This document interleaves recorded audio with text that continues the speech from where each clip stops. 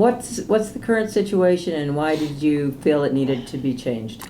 This was a request by the District Attorney's Council. It was a request because the statute of limitations for manslaughter is just 3 years, while other things like embezzlement are 7 years. So the thought process, if you actually kill somebody, even being an accident, the statute of limitations should be longer than 3 years. And an example of that would be if somebody, for example, hit a bicyclist, but they weren't detected.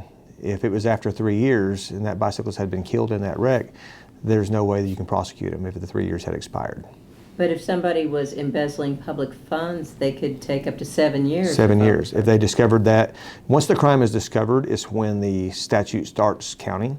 And so if that, if they knew money had been stolen, but it was 7 years later they figured out who did it, that person would be scot-free. But on the manslaughter, that is as low as 3 years.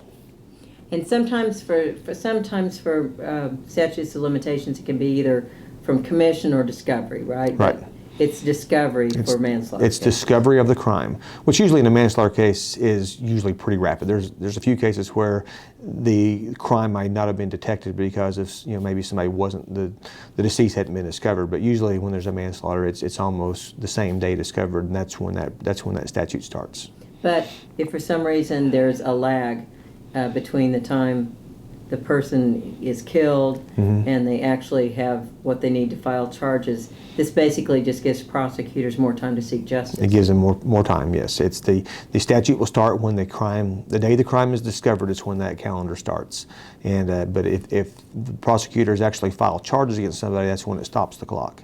But the issue in this one is when they don't know who did the crime. That's where when they're investigating the crime and not knowing who the culprit was and who the offender was. Were you surprised to find out it was such a low statute of limitations for the death of a person? Yes, it really was. I mean, it's this isn't really a criminal justice reform bill. This is a bill that just looks, because it's not sentencing. It's just about prosecuting people that have committed a crime that involves somebody's death. And so somebody could elude capture or elude detection of them as the culprit for 3 years. They're free. And this was the first bill to pass off the Senate for 2020? Yes, this was a bill we introduced last year and just kind of got everything finished up on it this year and was able to run it and was ready to go. So it passed unanimously off the Senate floor, and we were pleased with that, and so now it goes to the House.